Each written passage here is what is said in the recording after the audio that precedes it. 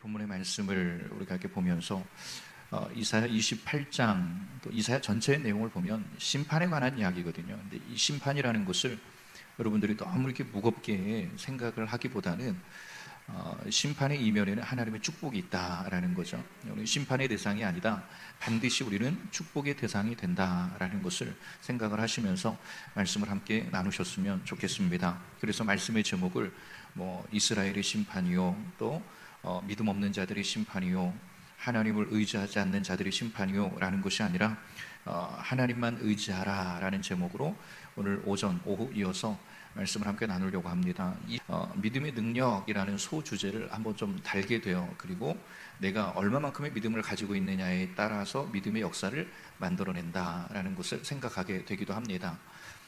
예배를 또 이렇게 오늘 올려드리기 위해서 내려오는 과정 속에 계단을 딱 밟고 내려오는데 하나님께서 예배가 사건이 되게 하라, 이런 감동을 주시더라고요. 말씀이 그냥 하나의 지식이 아니라 여러분 안에 사건으로 남는 역사가 있기를 바라요. 성경에도 보니까 하나님의 말씀은 살아있다 그러잖아요. 날성 검보다도 더 예리하고 심장 폐부를 찔러 쪼개는 능력이 있다.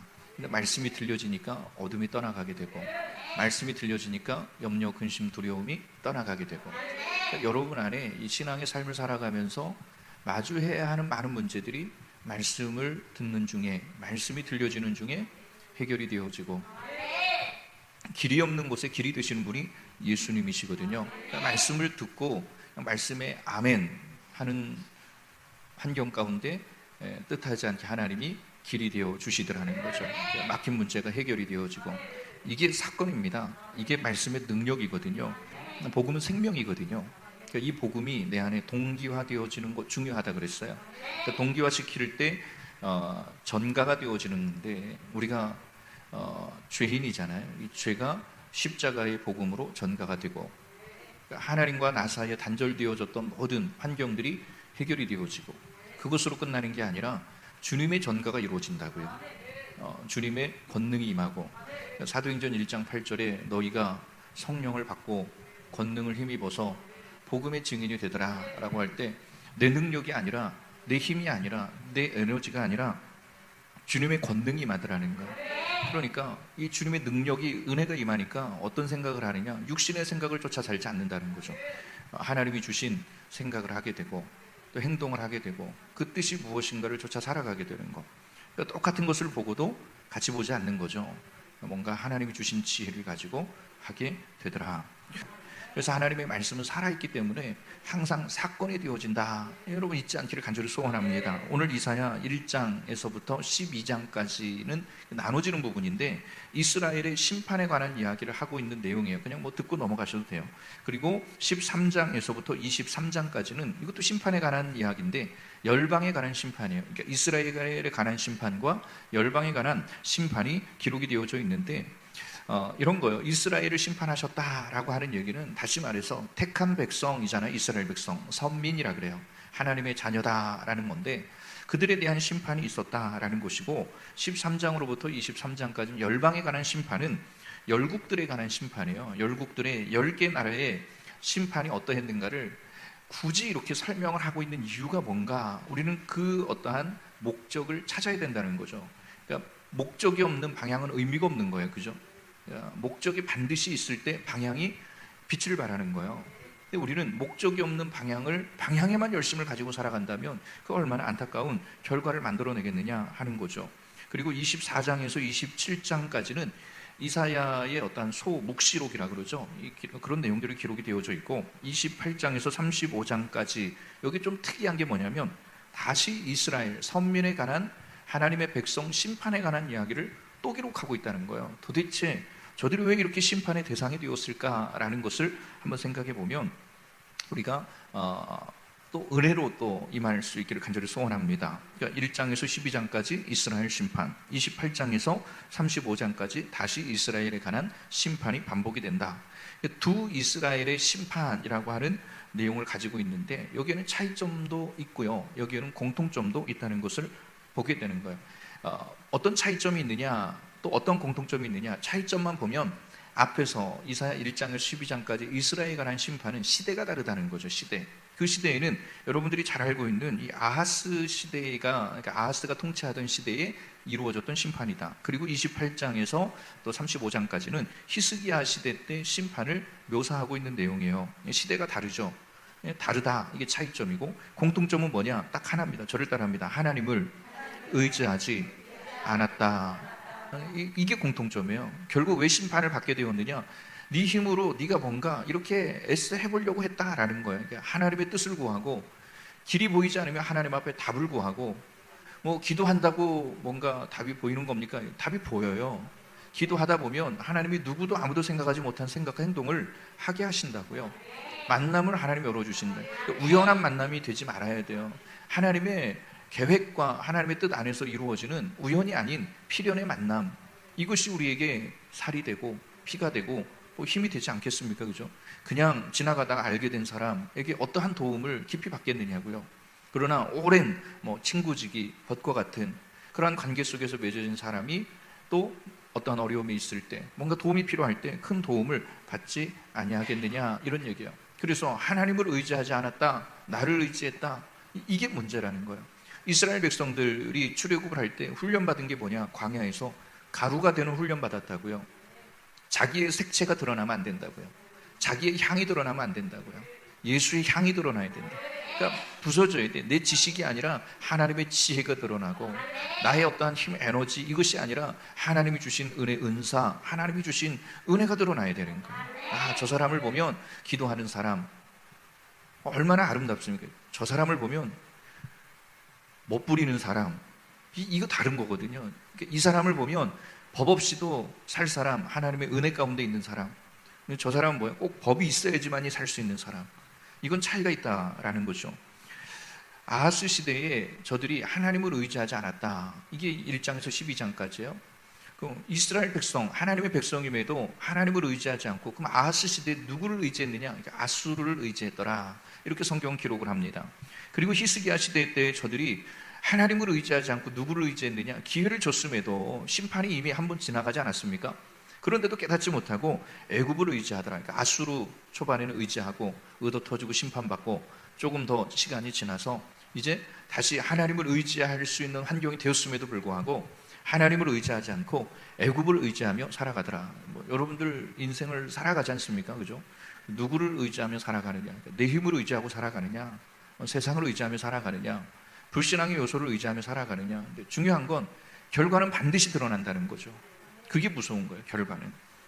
상황이 변해도 변화가 있어야 되는데 변화되지 않아요. 저는 오늘 호준이를 보면서 너무 감동받았어요. 영상을 제가 보면서 내려왔는데 어디 새로운 친구가 찬양을 하고 있더라고. 어울려. 또 뭘 해도 어울려. 호준 알았지? 머리를, 호준이가 머리를, 원래 이게 머리를 짧게 자르면 스타일이 잘 안 어울리거든요. 어울리는 스타일이 있어요. 그런 사람들은 머리가 길어도 어울려요. 우리 음집사님도 머리가 원래 저렇게 짧아요. 또 근데 두상이 이쁘잖아요. 호준이도 잘 어울리죠. 이게 미용실에서 자른 거 맞지? 나는 이 친구가, 어떤 친구가 새로 와가지고 이렇게 찬양하는, 너무 예쁘게 보여가지고 역시 호준이 얼굴이 더 갸름해 보이고. 상황이 변하니까 그럼 사람도 변하는 거거든요. 그죠? 근데 상황이 변해도 이들에게, 이스라엘 백성들에게 문제가 뭐였느냐? 하나님을 의지해야 되는데 의지하지 않았더라. 수많은 기회를 줬음에도 하나님을 의지하지 않고 그냥 옛 모습대로 전철을 계속 밟는 거죠. 쫓아가는 거. 다시 그냥 늘 뭔가 돌아가는 거예요. 옛날의 모습으로. 그래서 성경은 뭐라고 말하느냐? 저들을 향해서 화 있을진저, 화 있을진저. 이 불행한 거거든요. 이런 이야기 들을 때 드림교회, 그냥 이 안에서 우물한 개구리가 아니라 뭔가 드림교회가 이 지역 안에서, 더 나아가서 정말 대한민국 안에서 많은 사람들이, 야, 이 드림교회가 이렇게 개척이 되고 이렇게 성장하고, 어떻게 이 성장의 동력이 뭐냐라고 얘기할 때 우린 자랑스럽게 많은들 앞에서 예수를 이야기하고 여러분의 사랑, 여러분의 헌신, 수고를 아름답게 저들에게 뭔가 제시할 수 있는 삶, 이게 멋있는 거 아니에요? 꿈이 없는 사람은 미래에 대한 희망이 없어요. 도전도 없습니다. 정신이 없어요. 정신적인 식물인간이라는 어떤 단어를 쓰기도 합니다. 그러니까 뭔가 꿈이 없으니까. 그래서 정신적인 가난은 물질적인 가난보다도 사실은 더 불행한 겁니다. 물질을 많이 가지고 뭐예요? 정신적으로 불행하니까 불행한 거예요. 여러분, 우리 신앙은요, 우리의 영적인 거예요. 정신세계, 혼의 세계를 관리하는 거예요. 그래서 물질 이상의 것을 보게 하는 거죠. 인간의 존엄성을 근본적으로 뒤흔들어 버리는 그러한 환경들을 우리가 보게 되는데, 이게 뭐냐? 물질이다, 이게 죄라는 것을 말하고 있는 거죠. 현실이 다가 아니라고요. 남루한 현실이 다가 아니라 그 너머에 하나님의 세계가 있고, 그러니까 이게 우리가 세상을 이길 수 있는 믿음의 사람들의 힘이 이거거든요. 그러니까 세상은 이렇지만 하나님이 나에게 그런 은혜를 주시고, 그러니까 이길 수 있는 힘을 주셔서 이기게 되어지는 거, 이게 하나님의 나라에 대한 소망이고 비전이 되어져야 된다라는 거예요. 그러니까 이스라엘 백성들, 다시 본문으로 와서 보면 그 모습이 오늘 28장부터 35장까지 이스라엘 백성들의 모습을 지금 묘사하고 있는 부분이라고 생각을 합니다. 그러니까 얼마나 어리석으냐라는 것을 말하고 있는 거예요. 그러면 왜 이렇게 되었느냐? 이게 중요한 거겠죠. 왜 이렇게 되었을까? 그 이유가 뭐냐? 그러니까 하나님이 주신 축복이 있을 거 아니에요, 그죠? 중요한 부분이에요. 그러니까 하나님이 주신 축복이 저와 여러분들에게도 있고 지금까지도 뭐 인도하신 은혜가 있듯이, 그런데 중요한 게 뭐냐? 축복을 받았다면 취하지 말아라, 이런 얘기예요. 그 축복에 취해 있으면 안 된다, 이런 얘기를 하고 있는 거예요. 특별히 북쪽 이스라엘이 망하지 않습니까? 그것을 보면서 거울로 보여주고 있는 거예요. 그리고 이야기를 해주는 거예요. 하나님의 축복이 엄청나게 너희 안에 부어졌다, 이런 거죠. 그런데 너희는 문제가 뭐냐? 축복에 취해버렸다, 이런 얘기를 하고 있는 거예요. 축복을 왜 주셨는가?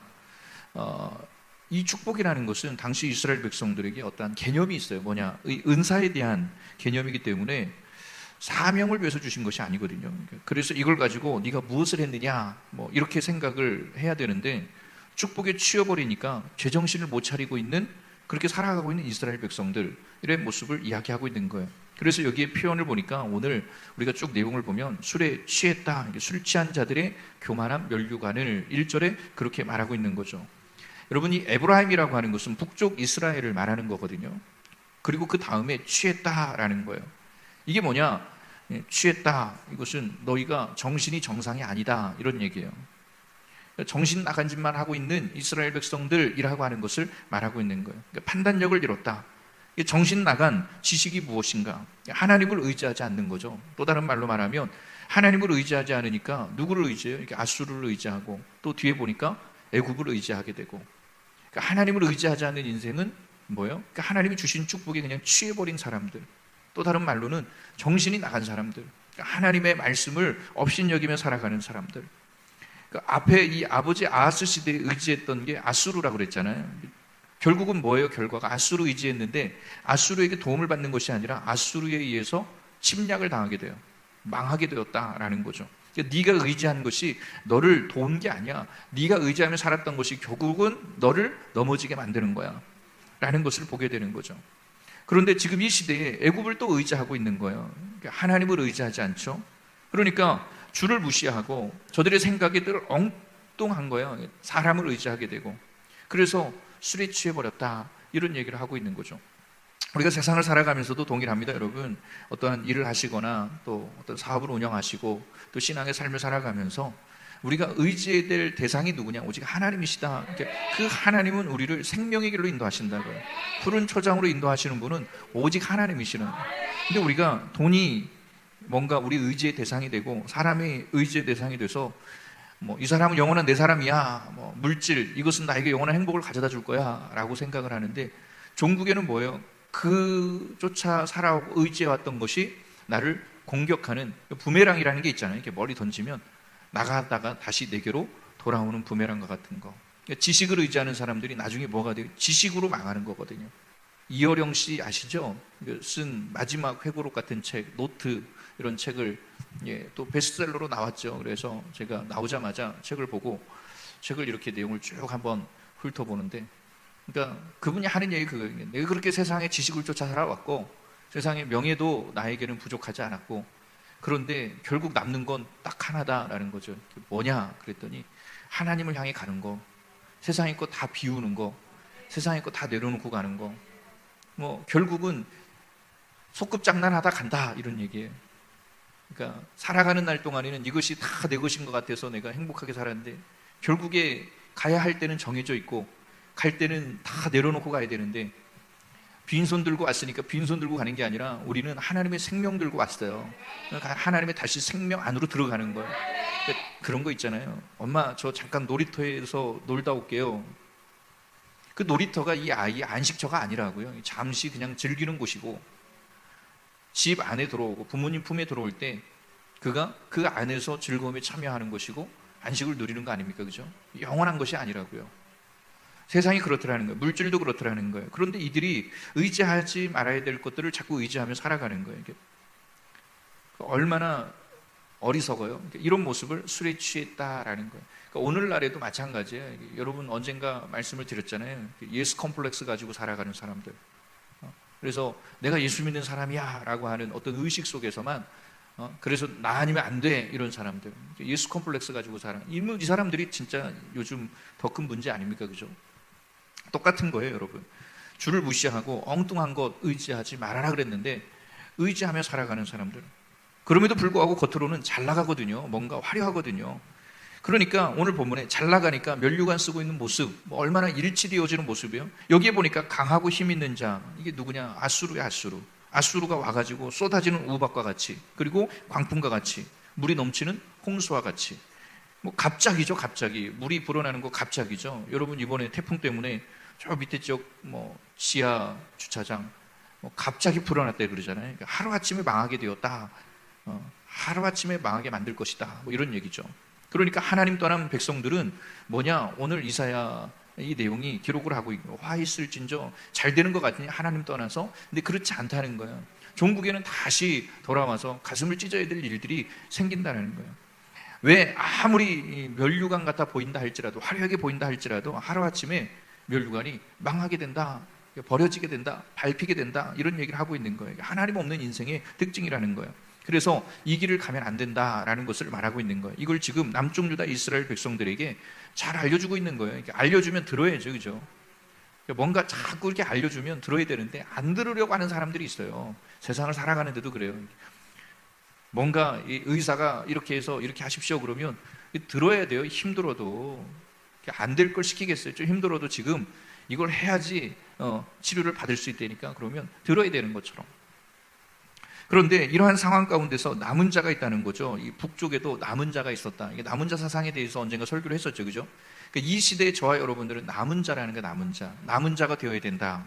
그러니까 아브라함도 기르고 준비된 용사들이 있었고, 기드온의 용사들이 있었고, 그런 것처럼 남은 자들을 통해서 하나님의 역사를 이루신다. 그러니까 하나님께서 남은 자를 세우신다는 거죠. 5절의 말씀을 한번 읽어보도록 합니다. 5절 시작.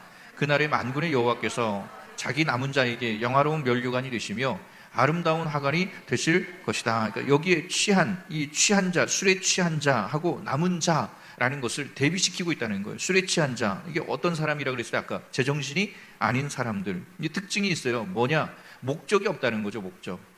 이유 어찌됐건 목적이 없이 살아간다는 게 무서운 거거든요. 하나님의 축복을 주신 것에 대한 목적이 없어요. 그리고 계획이 없어요. 그럼 어떻게 되겠어요? 취해 있다라는 것을 말하고 있는 거예요. 반면에 남은 자의 특징이 뭐냐? 이 똑같은 것을 우리가 받게 돼요. 복을 받았는데도 불구하고 목적이 있다는 거죠. 똑같은 것을 주셨는데 어떤 얘기는 목적이 없는데 남은 자들에게는 목적이 있다는 거예요. 그러니까 목적이 있으니까 취하지 않아요? 취하지 않더라. 그러니까 우리도 마찬가지예요. 하나님께서 여러분을 택한 백성이다 그러면 그게 많이 여러분 얼마나 큰 은혜고, 택한 백성이다 그러면 또 많이 안 주실 거예요. 갑자기 표정이 그래요. 그러니까 택한 백성이다 그러면 그게 은혜인데 택한 백성에게는 하나님 많이 안 주신다. 이게 많이 안 주시는 게 하나님의 선택이에요, 선택. 왜 그러냐? 이게 줘가지고 취할 것 같으면 안 되니까. 취하면 결국은 망한다라는 거예요. 오히려 아무리 부어줘도 목적이 명확하고 계획이 명확하면 안전한 거 아닙니까, 여러분? 그러니까 우리가 남은 자 같이 목적이 있어야 된다라는 거예요. 니고렘 목사 목적이 이끄는 삶, 이 책 썼고, 그분에 대해서 언젠가도 제가 말씀을 드렸잖아요. 겉으로는 화려해 보이는데 화려하지 않다고요. 남이 갖지 못한 병을 가지고 있고, 설교하다 쓰러져야 되고 쓰러질 수밖에 없고, 또 근육이 녹아내리는 누게릭병을 가지고 있고, 그런데도 불구하고 그가 책을 통해서 자기를 소개하고 하나님을 소개하는 내용을 보면 멋있지 않습니까? 정확한 목적이 있다는 거예요. 계획이 명확해야 된다는 거예요. 내가 이 일을 하는데 정확한 목적이 있어야 되는 거예요. 왜 해야 되는지. 특별히 우리 드림교회 생명체들은 사명이라는 게 있잖아요, 그죠? 그게 뭐냐? 복음을 전하라 라고 하는, 요즘 막 그 역동성을 막 잃어버리는 시대가 됐어요. 교회도 그렇고. 근데 우리가 찬양을 할 때도 막 뭔가 역동성이 다시 회복이 되고 막 이런 생각들을 하게 되잖아요, 그죠? 뭔가 전도를 하더라도 다시 한번 우리가 회복해서 그 역동성을 잃지 않는 여러분들이 되실 수 있기를 바랍니다. 남은 자가 뭐냐? 하나님이 주신 축복을 사명으로 연결시켜가는 사람들이 남은 자예요. 하나님이 주신 축복을 사명으로, 하나님 주신 생명을, 하나님 주신 달란트를 여러분들이 하나님의 어떠한 일을 이루어가는 데 있어 생명으로 연결시키는 사람. 뭘 해야 할 것인가, 뭘 해야 되는 것인가, 하나님이 주신 이 생명, 이 은혜, 이 기회를 가지고 뭐를 해야 되는가, 목적이 미리 딱 정해져 있으면 그 사람의 인생은 형통할 수밖에 없다, 이런 얘기예요. 계획이 있어야 된다는 거예요. 내가 뭘 하기를 원하는가. 요리하는 것도 마찬가지 아닙니까, 그죠? 오늘 점심이 또 막 기대가 돼요, 사실은. 그냥 반찬이 이런 거, 뭐 재료가 이런 거 있으니까 막 넣다 보면 뭐가 나오겠지. 그럼 진짜 맛없어요. 뭐를 해야 되겠다는 정확한 목적이 있을 때 재료가 준비되고 좋은 결과물을 얻게 되는 거죠. 계획이 필요하다라는 거죠. 그러니까 이 북쪽 이스라엘을 지금 보라는 거죠. 목적이 없이, 계획이 없이 축복만 누리고 있는 북쪽 이스라엘. 그러니까 취하게 되더라.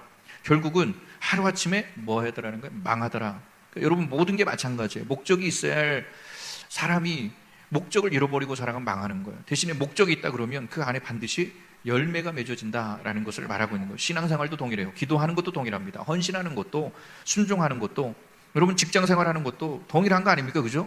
목적이 있는 거예요. 내가 이렇게 직장생활하고 내가 이렇게 돈을 벌어서 내가 이러한 직급도 올라가 보고 내가 여기에서 어떤 비전을 이루겠다. 그러면 목적을 가지고 가니까 힘들어도 가게 되고 이루어지게 되더라. 우리도 마찬가지야. 하나님 앞에 목적을 잃어버리면 개혁을 할 수가 없어요. 어떠한 개혁도 일어나지 않습니다. 축복과 은혜, 이것만 부어주면 다 취해버린다니까요, 여러분. 그래서 이 축복과 은혜만 받으면 안 돼요. 여러분, 이 교인을 취하게 만드는 거, 오늘날 교회의 어떠한 일부 모습이기도 해요. 이게 문제라고요. 이게 문제. 남은 자가 되는 여러분들이 되시길 바랍니다. 그러니까 목적이 명확하게 세워지고 나아가게 될 때 우리는 항상 승리하게 된다. 그러니까 축복, 은혜, 복 이런 것만 바라지 마시고, 때로는 내게 뭔가 만족이 되지 않는 것 같아도 남은 자가 되어질 때 하나님 더 은혜를 주신다는, 뭐 그렇지 않습니까, 여러분? 그러니까 어려우니까 기도하게 되고 또 힘드니까 주님을 의지하게 되고, 뭐 그렇지 않으면 여러분들 뭐 주님을 의지하겠어요, 그죠? 그런 목적이 뭐냐? 내가 죽고 하나님의 뜻으로 살라는 거죠. 이게 목적이에요. 나는 죽고 하나님의 뜻으로 살라. 그러면 나를 살리는 것으로 끝나지 않고 주변을 살리게 되는 일을 하게 되더라. 그렇지 않습니까? 내가 죽고 예수로 산다. 나는 죽는 거예요. 예수로 산다. 내가 죽고 주님께서 사명을 주신 그런 사명 붙들고 살 때 남을 위해 살고 사명자다운 삶을 살아가게 되고, 이것이 최고의 인생이다라는 거죠. 때문에 하나님께서 축복과 은혜를 우리에게 주시잖아요. 주셨을 때 이거를 나를 중심으로 축복이 되게 하면 안 된다는 거예요. 이해가 되시면 아멘. 그러면 나도 모르게 취해 있다고요. 취해 있다고. 술 취한 자 에브라임이 그랬다라고 하는 거죠. 이런 사람들을 대상으로 하나님의 마음을 굳이 표현하자면 망할 놈들이에요. 망할 놈들. 취해 있는 망할 놈들. 그래서 아까 말씀을 드렸듯이 BC 722년에 아수르에게 완전히 망하게 되더라. 그런데 거기에 남은 자들이 있었는데 남은 자들의 특징이 뭐였느냐? 사명자였더라. 믿으시면 아멘. 그렇죠. 내가 받은 걸 가지고 무슨 일을 해야 하는가에 대한 분명한 목적이 있는 사람들, 이게 사명자예요. 그러면 이제 그 다음 단계가 뭐냐 하면 이런 얘기예요. 내면이 바뀌어야 된다, 이런 얘기예요. 그러니까 겉모습만 화려하면 뭐 하냐는 거예요. 내면이 바뀌어야 된다라는 거. 때로는 내면이 바뀌기 위해서는 겉모습이 우중충할 수 있고 화려하지 않을 환경이 되게 되더라는 거죠. 그럼 내면의 변화가 일어나기 위해서 필요한 게 뭐냐? 오늘 성경이 그런 거예요. 너희들 안에 내면의 변화가 일어나기를 원한다면 말씀이 들어가야 된다. 그러니까 믿음은 들음에서 난다 그랬죠. 그러니까 막 이해가 안 돼도 어려워도 자꾸 듣다 보면 이것이 믿음으로 뿌리를 내린다고요. 하나님의 말씀이 자꾸 우리 심령 가운데 들려지면 이때 자라나는 게 믿음이에요. 다른 어떤 뭐 일을 해가지고 내 믿음을 성화시키는 게 아니라 말씀이 자꾸 들려지는 환경에 있을 때, 기도하는 환경에 있을 때 말씀에 믿음이 자라나게 되는 것, 그리고 기도의 응답의 역사를 보게 되는, 정말 여러분들이 축복받기를 원한다, 여러분의 가문에 축복이 임하기를 원한다, 이 목적이 분명해야 돼요. 그러니까 하나님 중심이 되면 돼요. 하나님 의지하시면 돼요. 하나님을 의지하지 않고 세상을 의지하니까 의지했던 그것이 부메랑이 되어서 오히려 너희를 공격하고 망하게 하더라. 그러니까 하나님을 의지하세요. 말씀을 가까이 하세요. 기도 가까이 하세요. 찬양들 최선을 다해서 하나님 앞에 믿음으로 고백하십시오. 그러다 보면 나타나는 게 뭐냐? 변화가 일어나고, 민수기 아까 14절 들린 대로 행하고 뿌려진 대로 행하고, 그래서 모든 일이 다 형통하게 되더라. 그러니까 오베데돔의 가문 자녀들 축복이 맞지 않습니까? 다 형통하게 되더라. 눈만 떠도 형통, 손만 들어도 형통, 가다가도 하나님이 지키시고, 무슨 일이 있을 때도 하나님 인도하시더라. 그러니까 여러분들이 항상 뭐 해야 돼? 말씀을 가까이 하시고 기도 가까이 하시고 성전의 중심이 되셔서 모이기에 힘쓰세요. 다른 일이 아무리 바빠도 그 1시간, 2시간, 3시간 그 하루 하나님 앞에 구별할 수 있잖아요. 해서 중심이 돼 있을 때 하나님께서 여러분들을 지키신다. 아수르가 와가지고 나중에 히스기야 때도 똑같이 하는 거예요. 남쪽에까지 와가지고 이 사네립의 군대가 막 와가지고 포위하면서 항복해라, 항복 안 하면 죽는다, 뭐 이런 얘기죠. 뭐 하나님이 언제 들어준 적이 있어요? 북쪽 이스라엘도 박살나지 않습니까? 막 이렇게 이런 얘기가 막 쭉 기록이 되어져 있는 내용이 또 오늘 본문이기도 합니다. 뒤에는 그런 이야기도 막 들리잖아요. 하나님의 말씀을 잘 들으라, 이런 얘기예요. 시험과 환난이 왔을 때 넘어지지 않는 성도들의 특징이 있다, 이런 얘기예요. 이것까지만 읽어볼게요. 시작. 그들이 이르기를 그가 누구에게 지식을 가르치며 누구에게 도를 전하며 깨닫게 하려는가? 젖떨어져 품을 떠난 자들에게 하려는가? 10절. 대저 경계에 경계를 더하며 경계에 경계를 더하며 교훈에 교훈을 더하며 교훈에 교훈을 더하되 여기서도 조금 저기서도 조금 하는보다 하는도다. 말더듬이 애들이 말 잘 못할 때 그 훈련시키듯이 이렇게 똑같은 말 반복하게 만드는데, 뭐 이런 얘기예요. 그랬더니 이게 참 어이없다는 거죠. 왜 자꾸 얘기를 하느냐, 이런 얘기를 하고 있는 거예요. 그랬더니 응답이 뭐냐? 소원대로 해주마. 그러면서 이방인들이 와가지고 뭐 언어 모르는 사람들을 다 작살내버리듯이 다 죽여버리게 되더라, 이런 거예요. 그러니까 하나님의 말씀을 듣고 또 돌아봤으면 되는 거예요. 그러니까 이스라엘이 이 아수르에 와가지고 결국은 나중에 알지 않습니까? 다 죽어요, 다 죽어. 결국에는 하나님 말씀을 의지하지 않으니까 망하게 되더라. 그러니까 여러분들이 오늘 이 말씀을 중심으로 다른 거 없어요. 여러분의 인생, 여러분의 계획, 여러분의 생각이 아무리 완벽한 것 같아도 하나님 말씀을 붙드세요. 그럴 때 여러분들을 결국 살게 하고, 여러분들이 그 어떠한 난관에도 그 난관을 돌파할 수 있는 힘을 하나님 말씀으로 주신다는 거예요. 함께 기도합니다. 이 시간 주신 말씀 하나님 감사합니다. 이 말씀이 우리 안에 지식이 아니라 내가 뭔가 이해해 보려고 하는 것이 아니라 결국에 아버지는 재앙이 왜 옵니까? 왜 어려움이 끊이지 않고 우리를 가로막고 있습니까? 그러니까 하나님의 말씀을 떠나서 할 때, 나를 의지하고 세상을 의지하고 육신의 것을 의지할 때 인생이 망하게 되고 어려움을 늘 초래하게 되는데, 하나님, 우리는 이제 하나님 말씀을 주실 때 말씀 듣게 하시고 말씀 붙들게 하시고 우리 목적을 바로 세워서 하나님의 뜻을 이루는 거룩한 성도들이 다 되게 하여 주옵소서. 예수님의 이름으로 간절히 기도하옵나이다.